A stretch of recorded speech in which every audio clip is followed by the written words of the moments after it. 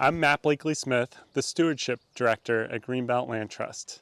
I'm here with you today at Courtney Creek. It's a property just outside of Brownsville in Oregon, and it was purchased in 2017 as part of the Willamette Wildlife Mitigation Program.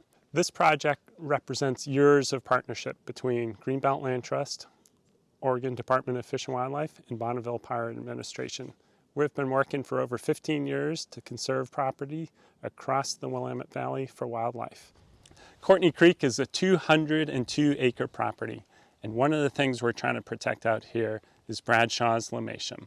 It's this cute little yellow wildflower that grows in vernal pools and wet prairies, and this property is one of the largest populations in all of Oregon.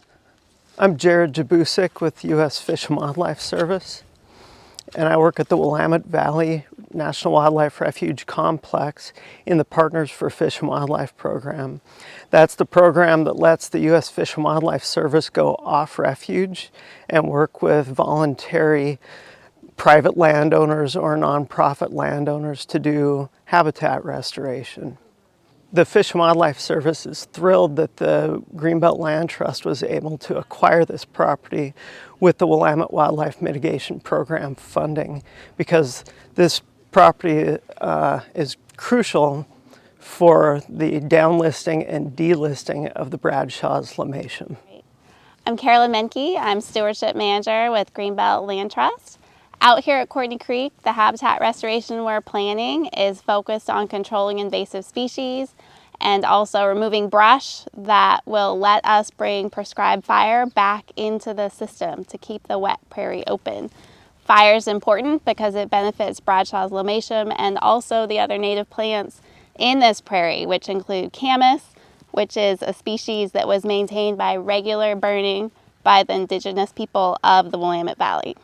So this is a Bradshaw's lomatium plant here. You can see it's got a cluster of yellow flowers and it has long, really dissected, feathery leaves. Bradshaw's lomatium is part of the carrot family. So this plant and also the camas plants growing with it all have substantial underground roots or bulbs where they're storing energy. All of these plants are in this wet prairie system that's really shallow and really rocky soils, and those soils made it so they were never farmed in the past, and that's what has protected prairie remnants like these over time, and that's why it's still here at the property. So you can see this tape in the background where we're monitoring the population of Bradshaw's lomatium, so we can see what the population size is before we implement management, and then also see what happens with the population after management. If you want to start on this one, I'll go up a little bit further and then start working back towards you. Okay. Hello, I'm Denise Giles with the Institute for Applied Ecology, and I'm out here monitoring Bradshaw's lomatium at Courtney Creek. And that means because there are so many plants out here, we have to subsample the population. So instead of counting every single plant, we count the plants within a smaller area. So each of these long transects is 400 meters long, and I'm counting every plant that's within 50 centimeters of this transect. So I've been going through and kind of looking at this area, and if I see when I have one clicker for vegetative plants and one clicker for reproductive plants. And I've been taking record every 20 minutes or so of how many I see. This is a camas plant. It's the most iconic wildflower that we have in Western Oregon.